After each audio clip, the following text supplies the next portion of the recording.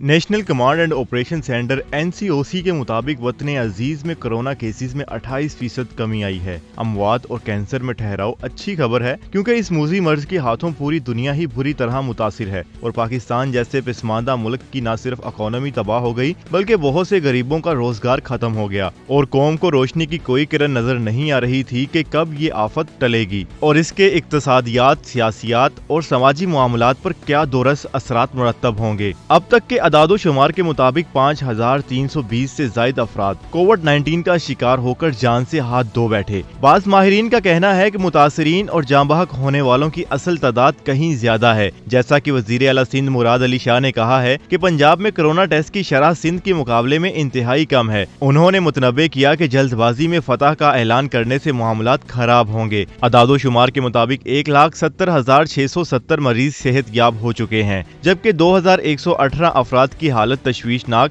اور متاثرین کی مجموعی تعداد 2.5 لاکھ سے تجاوز کر چکی ہے۔ زمینی حقائق اشارہ کرتے ہیں کہ وائرس کا پریشر کم ہوا ہے۔ مثال کے طور پر ہسپتالوں میں اس طرح کی ایمرجنسی کی صورتحال نہیں جو 2 ہفتے پہلے تک تھی۔ عالمی سطح پر اموات میں پاکستان کا 8واں نمبر ہے۔ حکومت کا دعویٰ ہے کہ یہ سب کچھ سمارٹ لاک ڈاؤن کے طفیل ہوا ہے، لیکن دوسری طرف یہ دلیل بھی دی جاتی ہے کہ اگر لاک ڈاؤن کے بارے میں گو مگو اور 1 قدم آگے اور 2 قدم پیچھے کی پالیسی اختیار نہ کی جاتی تو معاملات بہت بہتر ہوتے۔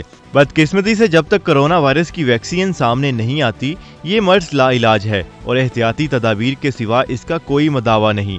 لاک ڈاؤن کرنے یا نہ کرنے کے بارے میں سویڈن کی مثال دی جا سکتی ہے۔ سویڈن نے یہ جواز بنا کر کے لاک ڈاؤن سے اقتصادیات متاثر ہوں گی اپنے شہریوں پر کوئی پابندیاں نہیں لگائیں۔ اب تک سویڈن جس کی آبادی 1 کروڑ سے زائد ہے 5,000 سے زائد افراد کرونا کی نظر ہو چکے ہیں۔ سویڈن کی اس پالیسی کے مقابلے میں اس کے ہمسایہ ممالک ڈنمارک اور ناروے میں جہاں سخت لاک ڈاؤن کی پالیسیاں اپنائی گئیں بہت زیادہ مالی نقصان نہیں ہوا۔ نتیجتاً سویڈن کی اکانومی بحال نہیں ہوئی بلکہ قریباً 4.1% سکڑ گئی ہے اور بے روزگاروں کی تعداد مئی میں 5.6% تک پہنچ گئی تھی۔ سویڈن کے حوالے سے یہ بات واضح ہے کہ یہ کہنا کہ حکومتوں کے کوارنٹائن کے نفاذ سے اقتصادیات تباہ ہو جاتی ہیں ایک سطحی قسم کی دلیل ہے۔ اصل دشمن کرونا وائرس ہے جو کسی کو معاف نہیں کرتا۔ امریکہ کی مثال ہی لے لیں، وہاں پر اب نئے کیسز 60,000 سے زیادہ ہو چکے ہیں۔ گزشتہ 2 ہفتوں میں ان میں 53% اضافہ ہوا ہے اور اموات جو کم ہو رہی تھیں ان میں 25% اضافہ ہوا ہے۔ جن ریاستوں میں لاک ڈاؤن ختم کیا گیا وہاں کرونا آگ کی طرح پھیل گیا۔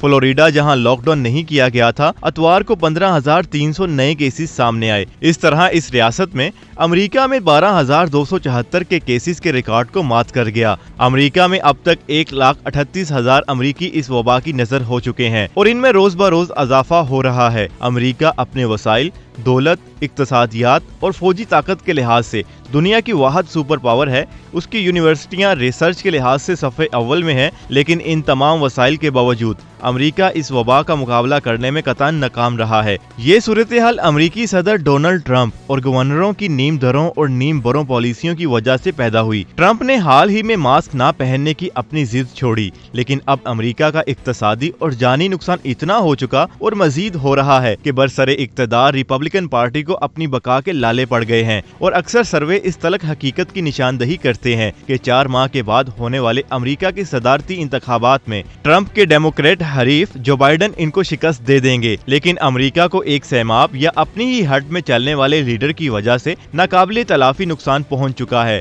اور اس کی ساکھ بری طرح متاثر ہوئی ہے۔ مقام شکر ہے کہ پاکستان اب ان ممالک کی فہرست میں شامل ہے جہاں کرونا وائرس بڑھنے کی بجائے کم ہو رہا ہے۔ نیو یارک ٹائمز کے مطابق 2 ہفتے میں پاکستان میں کرونا وائرس کے متاثرین کی تعداد اوسطاً 3,632 سے کم ہو کر 2,914 ہو گئی ہے۔ حکومت کو بعد از خرابی بسیار یہ احساس ہو گیا ہے کہ اگر عید الفطر کی طرح عید الاضحیٰ پر بھی شہری احتیاطی تدابیر کے حوالے سے ہتھ چھٹ ہو گئے تو اس کے بڑے خوفناک نتائج برآمد ہوں گے۔ اسی لیے قربانی کے جانوروں کے حوالے سے SOPs کا اعلان کر دیا گیا ہے۔ وفاقی وزیر منصوبہ بندی و ترقی اسد عمر کی زیر صدارت NCOC کا اجلاس لاہور میں ہوا، جس میں مویشی منڈیوں کے اوقات کار صبح 6 سے شام 7 بجے تک طے کیے گئے ہیں۔ اسد عمر نے اجلاس کے شرکاء کو بتایا کہ مویشی منڈیوں کے داخلی راستوں پر سکریننگ کی جائے گی۔ اس پر متضاد یہ کہ عید الاضحیٰ کے بعد محرم آ رہا ہے، اس وقت بھی احتیاطی تدابیر پر عمل درآمد کرانا خاصا کنجلک مسئلہ ہے۔ وزیر صحت پنجاب ڈاکٹر یاسمین راشد نے اس وقت جب وبا عروج پر تھی خود خالص لاہوری ہونے کے باوجود برملا شکایت کی تھی